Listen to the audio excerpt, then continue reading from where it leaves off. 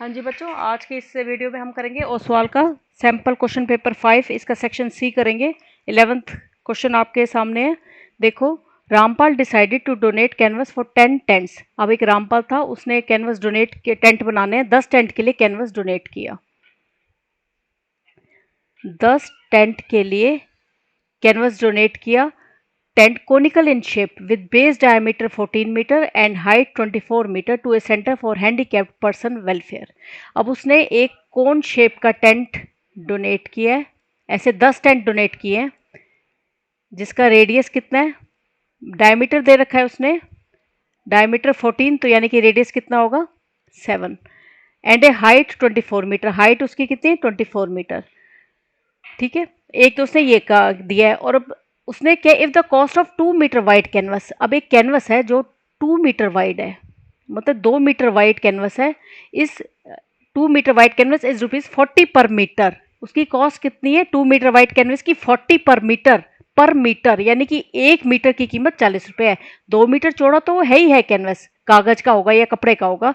2 metre चौड़ा तो है ही वो कपड़ा, और उसका 1 मीटर लेंथ जो होती है तब उसकी कीमत कितनी होगी, ₹40 है। तो हमें कितना खर्चा आया रामपाल का, वो हमें कैलकुलेट करना है। इसके लिए बच्चों हम क्या करेंगे, जब भी टेंट वेंट बनाने होते हैं तो हम सरफेस एरिया लेते हैं, टोटल कर्व सरफेस एरिया लिया जाता है। जमीन पे तो टेंट लगेगा नहीं, कागज या कपड़ा जमीन पे तो नहीं लगेगा, इसलिए कर्व सरफेस लेते हैं। अगर जमीन पे लगना होता तो टोटल सरफेस लेते हैं, पर टेंट जमीन पे थोड़ी कपड़ा या कागज लगा देते हैं, वो तो जब मिट्टी होगी नीचे। ठीक है, तो इसके लिए हम क्या करेंगे, 10 इंटू एरिया निकालेंगे 10 का, 10 टेंट बनाए तो 10 का एरिया πr/l। ठीक है, अब हमारे पास एल नहीं है, एल निकालने के लिए हमारे पास हाइट भी है रेडियस भी है, तो हम ये एल होता है स्लांट हाइट, वो हमें फाइंड आउट करनी है। तो आपको पता है ये एल स्क्वायर कैसे निकालते हैं, L square is equal to R square plus H square, Pythagoras theorem से, क्योंकि यहाँ 90 डिग्री का एंगल बनता है। आर कितना है आपके पास 7, यानी कि 7 का स्क्वायर, एच कितना है 24, यानी कि 24 का स्क्वायर। तो 7 का स्क्वायर क्या हो गया 49, और 24 का स्क्वायर क्या होता है 576, 576। तो 49 प्लस 576 हो गए, 9 10 11 15 5 2 और 6 625, यानी कि एल स्क्वायर आपके पास क्या आ गया 625। L square is equal to 625 को क्या लिख सकती हूँ 25 का स्क्वायर, तो स्क्वायर से स्क्वायर कट गया, एल इज इक्वल टू 25, तो मेरा स्लांट हाइट कितनी आ गई 25। अब मैं आराम से एरिया निकाल सकती हूँ, एरिया मेरा किसके बराबर आएगा 10, तो 10 टेंट है, पाई की जगह 22/7, रेडियस कितना है 7, और स्लांट हाइट मेरी निकलाई 25, तो 7 से 7 कटा, तो area is equal to 10 into 22 को 25 से करेंगे, 22 को 25 से मल्टीप्लाई करो तो ये आ जाएगा, कर लेते हैं मल्टीप्लाई 22 को 25 से, 5 दूनी 10, 5 दूनी 10 और 1 11, 2 दूनी 4, 2 दूनी 4, 0 5 5, ये आ जाएगा 550। तो एक एरिया हमारे पास टोटल एरिया कितना आ गया 5500 मीटर स्क्वायर। अब मैं इधर आऊंगी कि 1 मीटर, यानी कि 2 मीटर चौड़े कपड़े में 1 मीटर लेंथ का पैसे कितने ₹40। इसका एरिया निकाल लेती हूँ, ये रेक्टेंगल है, रेक्टेंगल का एरिया क्या होता है लेंथ इंटू ब्रेड्थ, उसका मीटर स्क्वायर है इज इक्वल टू ₹40, यानी कि 2 मीटर स्क्वायर एरिया कपड़े की लेंथ की कीमत कितनी है ₹40। तो 1 मीटर स्क्वायर की कितनी होगी 40/2, यानी कि ₹20। 1 मीटर स्क्वायर कपड़े की कीमत आ गई ₹20। तो मेरे पास तो इतने मीटर कपड़ा है, इतना मीटर एरिया 5500 मीटर एरिया, उसकी कीमत कितनी आएगी 5500। देखो ऐसे करेंगे, 1 मीटर स्क्वायर कॉस्ट ₹20, और मेरे पास कितने 5500, तो 5500 मीटर स्क्वायर कॉस्ट ₹20 इंटू 5500, कर दो मल्टीप्लाई, 5 दूनी 10, इतने रुपीस। ठीक है, तो हमारे पास खर्चा कितना आ गया 110,000, ये जो भी करेंगे 3 और 1 4, जो भी इसको कर लो। नेक्स्ट क्वेश्चन पे चलेंगे।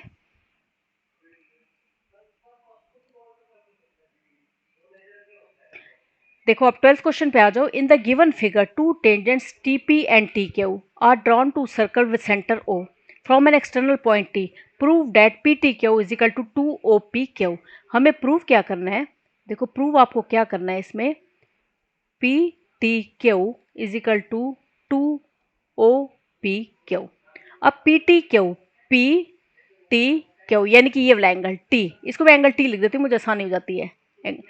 2, अब OPQ, अब देखो ये वाला जो है, इसको ये ट्रायंगल जो बन रहा है इसमें, इसको मैंने एंगल 1 मान लिया, यहाँ जो ट्रायंगल के साथ बना एंगल 2 मान लिया, और ये जो थीटा है इसको मैंने एंगल 3 मान लिया। ये जो इन्होंने थीटा लिखा हुआ है।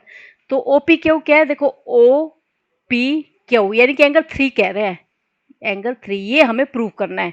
इसको प्रूव करने के लिए क्या करेंगे, सबसे पहले एक पहला स्टेप में देखो मैं क्या करूँगी, फर्स्ट स्टेप में क्या करूँगी, ये चीज़ लूँगी कि P T is equal to T Q है। अब देखो अब तुम लिखोगे कैसे कि T P and T Q are equal, T P is equal to T Q, क्यों, tangents from an external point, tangents from external point वो हमेशा आपस में क्या होते हैं, इक्वल होते हैं। अब जब टी पी टी क्यू के बराबर हो गया तो एंगल 1 एंगल 2 के बराबर होगा, क्योंकि ये करस्पॉन्डिंग एंगल है। देखो एक ये ऐसे ट्राइंगल है, इसमें अगर ये साइड इसके बराबर हो जाएगी तो ये वाला एंगल भी इसके बराबर हो जाएगा, करस्पॉन्डिंग एंगल। तो यानी कि एंगल 1 किसके बराबर आ जाएगा, angle 2, corresponding angle, corresponding angle.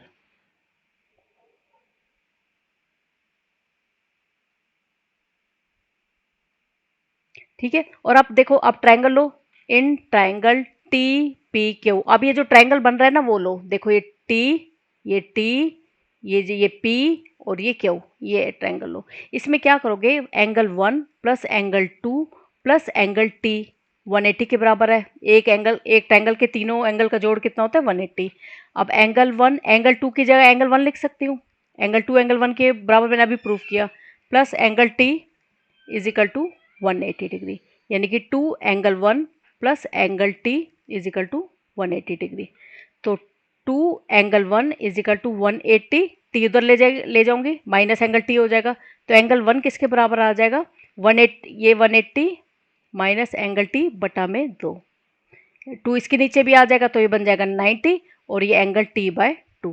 ठीक है, तो एंगल 1 किसके बराबर आ गया, 90 minus angle T bye 2।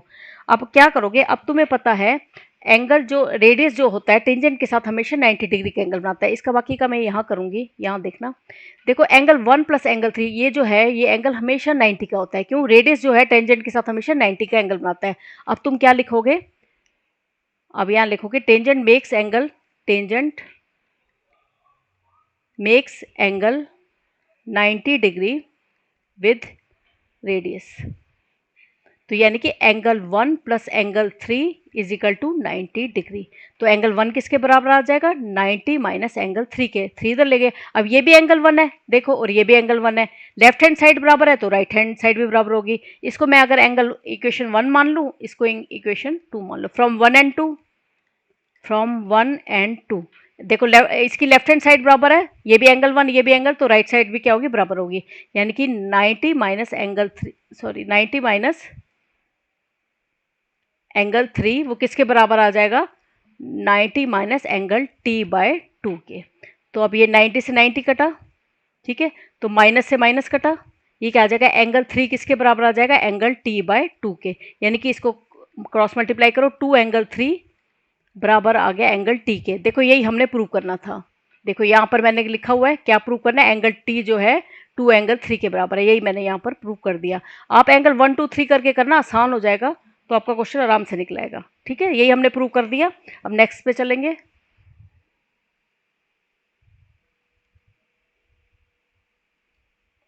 Next question देखो,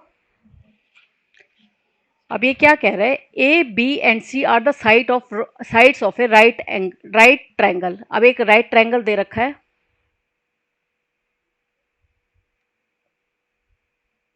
राइट एंगल मतलब यहाँ 90 डिग्री का एंगल बनाता है। Where C is the hypotenuse, C इसमें हाइपोटेन्यूज, इसको आप ए मान लो, इसको बी मान लो। A B C are the sides of a right triangle where C is the hypotenuse, इस circle of radius R touches the sides of, अब इसके अंदर एक सर्कल है। प्रूव डेट, अब हमें प्रूव क्या करना है, R is equal to A plus B minus C बटा में 2, ये प्रूव करना है। अब इसको मान लो, इसको ये इसका नाम रख लो सी, इसका रख लेते हैं ए, इसका बी, और ये जहाँ से ये टच हो रहा है वो ई, यहाँ पर पी रख लो, और यहाँ टच हो रहा है तो यहाँ इसका एफ रख लो, एफ रख लो।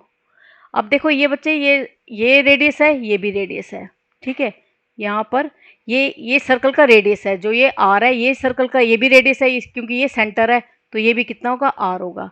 अब तुम मानते हो E O is equal to O F, E O is equal to O F, क्यों, दोनों रेडियस है, और एक जो रेडियस होते हैं सर्कल के हमेशा बराबर होते हैं। अब A F is equal to A F is equal to A E. बताओ क्यों? Tangent from an external circle. देखो ये सर्कल है और इसके ये टेंजेंट है। देखो ये दो टेंजेंट है एक्सटर्नल पॉइंट ए से, तो ए ई किसके बराबर हो जाएगा? ए एफ के। तो A F is equal to A E. अब देखो अब ये क्या बन गया, ये साइड आर है, ये भी साइड आर है, ये साइड इसके बराबर आ गई और ये साइड इसके बराबर आ गई। अब एक देखो तुम्हारे पास ऐसी कोई चीज़ है जिसमें ये साइड इसके बराबर है और ये साइड इसके बराबर है, तो ये तो स्क्वायर बन गए क्योंकि चारों साइड आपस में बराबर हो गई। रेक्टेंगल में तो ऐसा नहीं होता ना, रेक्टेंगल में ये साइड इसके बराबर नहीं होती, नहीं होती, इसलिए क्या बन गया? एक स्क्वायर बन गया। ई ओ ए एफ एक स्क्वायर बन गया। E O A F is a square बन गया। आ गई समझ बच्चों? ये कैसे बना स्क्वायर? पहले तो ये देखो, ये रेडियस है सर्कल का, ये आर है तो ये भी आर होगा, और ये वाली साइड एक्सटर्नल पॉइंट से ये साइड ए ई भी बराबर होगा, ए एफ के बराबर होगा, तो ये क्या बन गया? हमारे पास एक स्क्वायर बन गया। अब स्क्वायर की सारी साइडें बराबर होती है, यानी कि ये भी आर हो जाएगा, ये भी आर हो जाएगा, सारी साइडें इसकी आर आर हो जाएंगी। तो अब नेक्स्ट हम क्या करेंगे? अब देखो, और तुम्हें अब नेक्स्ट तुम्हें एक चीज़ याद रखनी है, जब भी इस टाइप का क्वेश्चन आ जाए, अब हमें फिर ये क्या लेना है? B E is equal to, देखो नेक्स्ट मैं क्या करूंगी, पहले तो मैंने ये प्रूव कर दिया कि ये जो है स्क्वायर है। इसको प्रूव करने से क्या हो गया? मुझे ये भी साइड ए एफ भी आर मिल गई और ए ई भी आर मिल गई, क्योंकि पूरा स्क्वायर की हर साइड क्या होती है? आपस में बराबर। अब क्या होगा? B E is equal to B P. क्यों? ये भी टेंजेंट फ्रॉम सर्कल है, फ्रॉम एन एक्सटर्नल पॉइंट। देखो ये टेंजेंट है, इसको जा रहा है, और ये टेंजेंट इसको जा रहा है एक्सटर्नल पॉइंट बी से। B E is equal to B P. अब बी ई किसके बराबर है? देखो ये बी ई किसके बराबर है? पूरा बी ए में से अगर मैं ई ए माइनस कर दूं, देखो ये है, यहां से समझो, ये बी है, ये ए है, ये बीच में कोई ई है।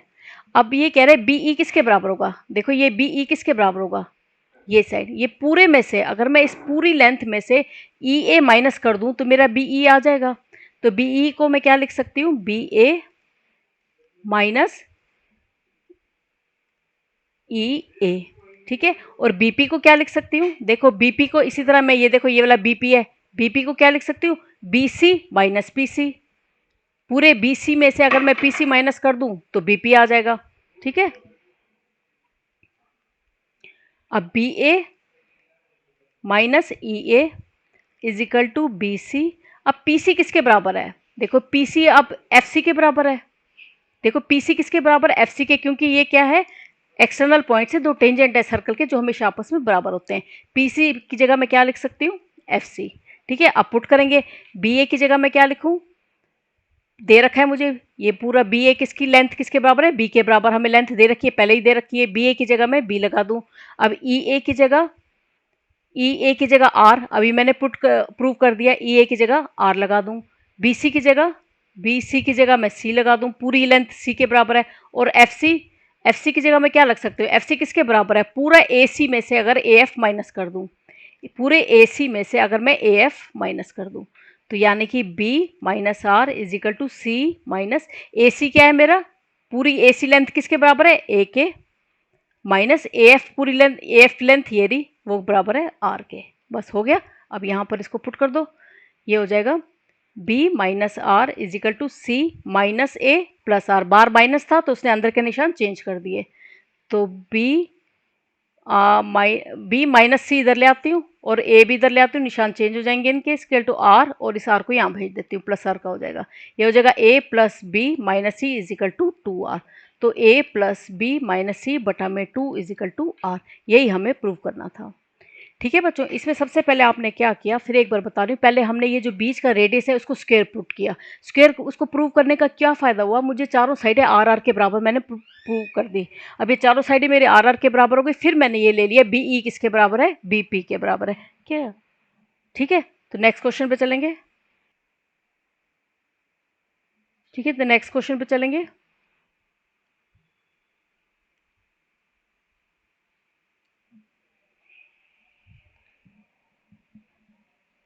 ठीक है, इसका नेक्स्ट क्वेश्चन देखो, इसका केस स्टडी 1 का क्वेश्चन है। ठीक है, इसमें क्या करें? A satellite flying at a height H is watching the top of two distinct mountain. अब देखो ये लैंग्वेज मैं बता रही हूँ, जो इन्होंने लिख रखा है वो ये है कि ये जो, ये देखो, ये समझो, ये एक सैटेलाइट है। ठीक है, और ये जो पहाड़ी, एक एक पहाड़ी है, ठीक है, ये बड़ी वाली, और एक ये छोटी वाली पहाड़ी है। अब सैटेलाइट ने इस पहाड़ी से देखा तो एंगल ऑफ डिप्रेशन यानी कि ये 30 डिग्री का बनाया इन्होंने। एंगल दिखा रखे हैं, ये 30 डिग्री का बनाया। अब ये डिप्रेशन एंगल 30 डिग्री का है तो नेचुरली ये भी 30 डिग्री का होगा, अल्टरनेट एंगल। ठीक है, और इसने दूसरी छोटी वाली पहाड़ी से एंगल ऑफ डिप्रेशन 60 डिग्री का बनाया। ये 60 डिग्री है तो इसका अल्टरनेट एंगल ये हो रहा है, ये भी क्या हो जाएगा 60 डिग्री का हो जाएगा। ठीक है, और और उसने हाइट दे रखी है, देखो क्या दे रखी है उसने, उत्तराखंड नंदा देवी। देखो इस ये जो पहाड़ी है इसका नाम है नंदा देवी, ये है नंदा देवी और ये है मुल्यानगिरी, मैं एम से डिनोट कर रही हूँ। ठीक है, अब ये जो एन वाली हाइट है इसकी हाइट कितनी दे रखी है इन्होंने, 7816 मीटर। ठीक है, ये वाली जो नंदा देवी की हाइट है वो इतनी मतलब ऊंची पहाड़ी है, और ये जो ये है दूसरी वाली वो है 1930, यानी कि उससे छोटी है, 1930 मीटर लंबी है। अब उन्होंने एंगल ऑफ डिप्रेशन दे दिए, यहाँ से एंगल ऑफ डिप्रेशन 30 डिग्री का बनेगा तो ये इससे 60 डिग्री का बनाया ये। अब हमें इसमें निकालना क्या है, find the distance of the satellite from the top of Nanda देवी।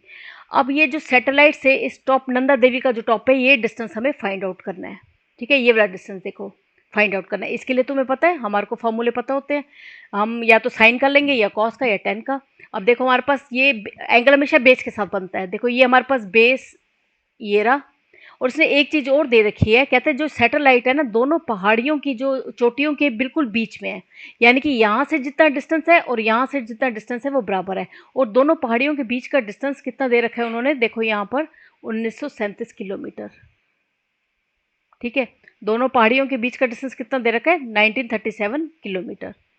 ये जो है दोनों पहाड़ियों के बीच का डिस्टेंस, यानी कि अगर इस पहाड़ी को मैं ऊंचा कर दूं ऐसे तो इन दोनों के बीच का डिस्टेंस कितना है 90, यानी कि ये पूरा डिस्टेंस कितना है 1937, और ये कितना हो जाएगा, ये हो जाएगा, ये डिस्टेंस होगा 1937/2, और ये भी इतना हो जाएगा 1937/2।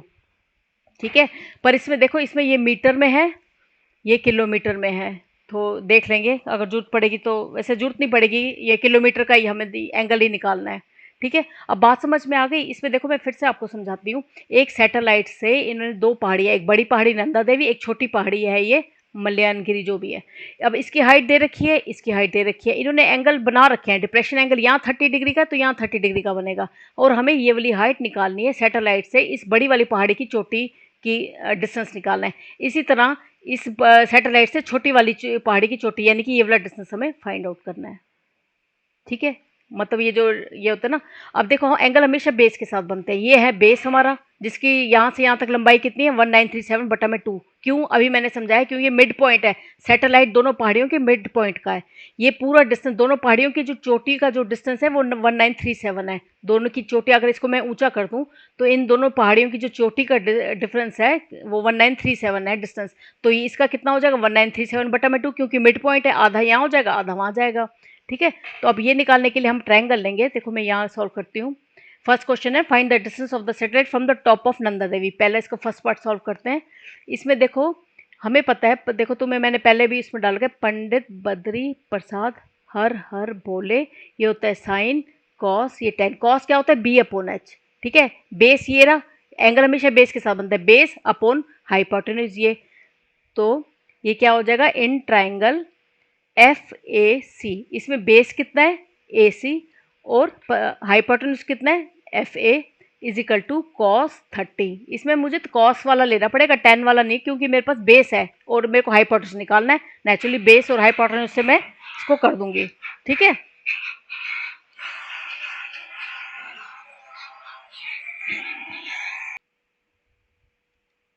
ठीक है, तो हम निकालेंगे AC कितना है हमारे पास, AC 1937/2, और FA कितना है मेरे पास, FA मुझे निकालना है is equal to cos 30। cos 30 की क्या वैल्यू होगी, cos 30 आपको वो टेबल मैंने बताया था, cos 30 की वैल्यू होती है √3/2, तो cos 30 की जगह मैं √3/2, ये टेबल याद कर लो बच्चों।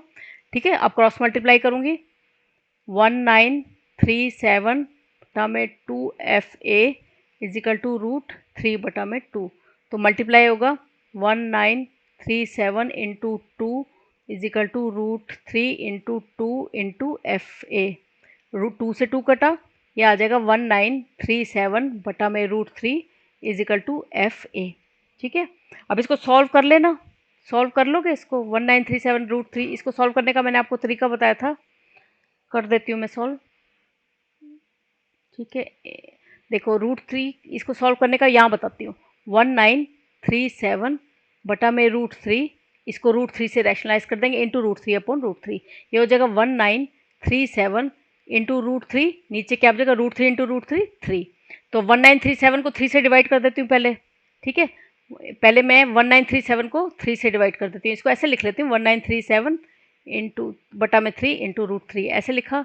तो 1937 को मैं 3 से डिवाइड करूँगी, 3 छिक 18, एक बचा, 3 चौक 12, एक बचा, 3 8, 3 5 15, ये 2.0, 3 छिक 18, तो 645.6, ये आ जाएगा 645.6 इंटू √3। इसको रब करती हूँ, ठीक है। अब √3 की वैल्यू मुझे पता है, देखो ये हो गया 645.6 इंटू √3 की वैल्यू 1.732 होती है, ठीक है। अब पॉइंट को भूल जाओ, सिंपल मल्टीप्लाई करो, बाद में पॉइंट लगा देंगे। पहले तुम्हें मल्टीप्लाई करना है बच्चों, कर लोगे मल्टीप्लाई या मैं करूँ? 66456 को मैंने 1732 से मैं मल्टीप्लाई करती हूँ।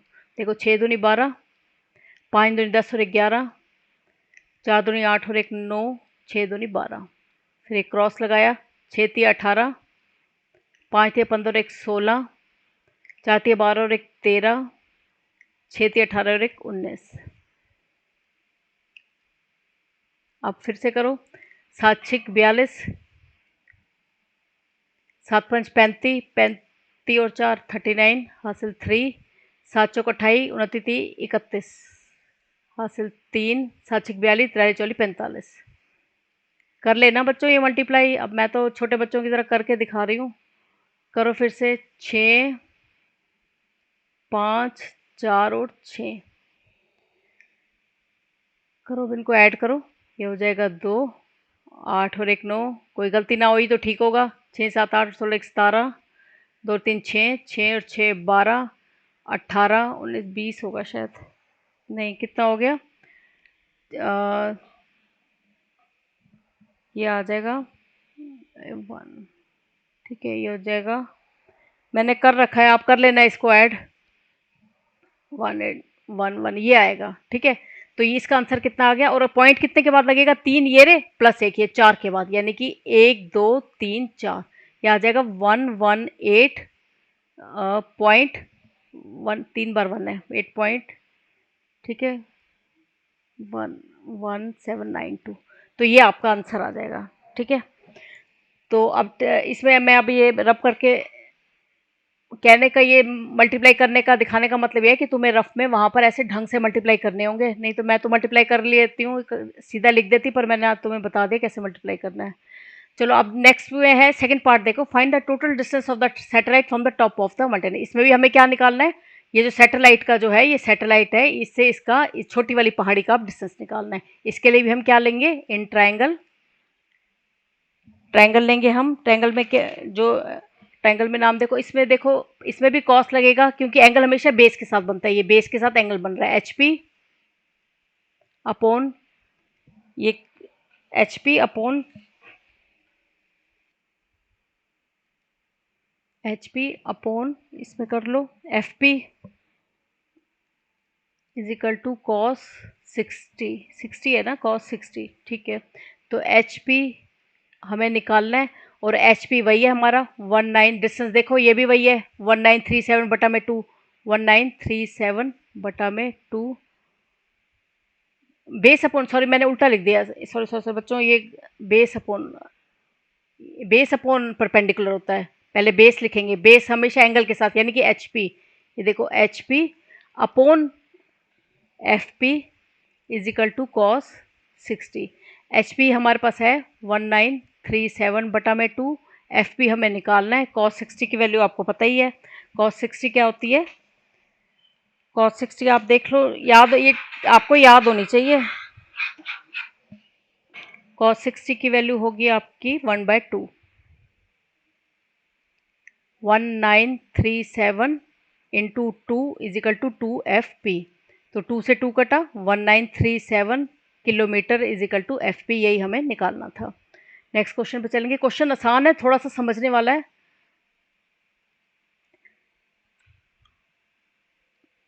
अब ये देखो, your elder brother wants to buy car and plan to take a loan from a bank for his car. He repays his total loan of 1,18,000 by paying every month starting with the first instalment.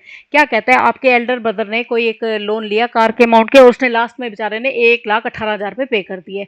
अब कैसे पे किए? जो हर महीने instalment भरी, पहले महीने से शुरू किया, 1,000 रुपये की इंस्टॉलमेंट भरी. If he increases the instalment for 100 every month, और 100 रुपये हर इंस्टॉलमेंट में बढ़ाता गया. ठीक है, तो पहले उसने मतलब सबसे पहली इंस्टॉलमेंट उसने कितनी भरी? 1,000 रुपये भरी. ठीक है, उसके बाद अगले महीने उसने क्या किया, फिर उसमें 100 रुपये ऐड कर दिए, यानी कि 1,100 भर दी. फिर अगले महीने फिर उसने 100 रुपये ऐड कर दिए, यानी कि 1,200 भर दिए. ऐसे करते करते लास्ट में उसने 1,18,000 रुपये भर दिए. ठीक है, if he increases the instalment by 100 every month, answer the following question, find the amount paid by him in the 30th instalment. कहते तीसरी इंस्टॉलमेंट है उसमें उसने कितने पैसे भरे. देखो इसमें ए कितना है? 1000. ठीक है, और इसमें डी कितना आ गया? 1,100 में से 1,000 गए 100. अब तीसरी 30th इंस्टॉलमेंट पे, यानी कि ए हमें 30 निकालनी है. ये क्या हो जाएगा? A plus 30 minus 1 29 D. ए कितना है हमारा? 1000 प्लस 29 इंटू 100. ये हो जाएगा 1000 प्लस 0, ये हो जाएगा 009. ऐड 1 मिनट, इसको मैं ऊपर कर लेती हूँ, इसको ऐड करो. 1000 और 2900 यानी कि जो तीसरी इंस्टॉलमेंट थी उसने उस पर कितने पैसे भरे? 3900 रुपीज़ भरे. अब सेकंड पार्ट में क्या कह रहा है? सेकंड पार्ट में हमसे क्या कह रहा है? The amount paid by him in the 30th instalment. अब उसने टोटल अमाउंट, मतलब the amount paid by him तीसरी 30th इंस्टॉलमेंट पर उसने कितनी अमाउंट भर दी, यानी कि हमें S30 निकालना है. आप क्वेश्चन की लैंग्वेज समझना. पहली क्वेश्चन में कह रहा है कि तीसरी जो 30 इंस्टॉलमेंट है उस पर उसने कितने पैसे भरे. 30 इंस्टॉलमेंट आई तो उसने 3900 रुपये भरे. अब कह रहे हैं द अमाउंट, पूरी जो अमाउंट तीसरी 30 इंस्टॉलमेंट तक उसने पूरी कितनी अमाउंट भरी, यानी कि हमें S30 निकालना है. वो हो जाएगा, फॉर्मूला पता है, सम का n/2 2a plus n minus 1d. a plus L के फॉर्म में भी निकाल सकते हो. ये लास्ट टर्म है हमारी, मैं तो अब ऐसे ही निकाल दिया, लिख लिया तो अब ऐसे ही निकालूंगी. ये हो जाएगा n की जगह मैं क्या करूँगी? 30/2 इजिकल टू 2. a की जगह पहले a कितना है? 1000 प्लस 30 माइनस 1 29 इंटू डी है 100. सॉल्व करना है. ये आ जाएगा 15, ये आ जाएगा 2000 प्लस 00. ठीक है, पहले हम ऐड कर लेते हैं, इसको ऐड करो. 2000 प्लस वो करो 2000 मैं कर देती हूँ 2900 और 2000 0094900. इसको मैं मल्टीप्लाई करूँगी 15 से, 15 से मल्टीप्लाई किया, 5 9 45, 5 चौक 20 24, 1 9 का 9, 1 4 का 4, 5 9 10 11 12 13, 4 5 सॉरी आ गया 73500. इसका आंसर कितना आ गया? 73500. यानी कि जब तक 30th इंस्टॉलमेंट भरी तब तक वो इतने पैसे भर चुका था. ठीक है, 73,000 रुपये भर चुका था. तो ये आपका इसी के साथ ही सेक्शन सी कंप्लीट हो गया. बच्चे आसान था, थोड़ा सा समझने वाला था, क्योंकि जो केस स्टडी के क्वेश्चन होते हैं थोड़ा सा समझ लेना, आसान होते हैं ये क्वेश्चन. बस उसमें जान के तुम्हें थोड़ा सा ना लैंग्वेज ऐसे कर देंगे तो आराम से पेपर में ढंग से बैठ के लैंग्वेज को पढ़ना, और आपसे भी ये केस स्टडी के क्वेश्चन बड़े आराम से निकलेंगे. ठीक है, तो इसी के साथ ये वीडियो खत्म होती है. बेस्ट ऑफ लक आपके एग्जाम के लिए, पेपर बहुत अच्छे से करना. ठीक है बेटा, बेस्ट ऑफ लक.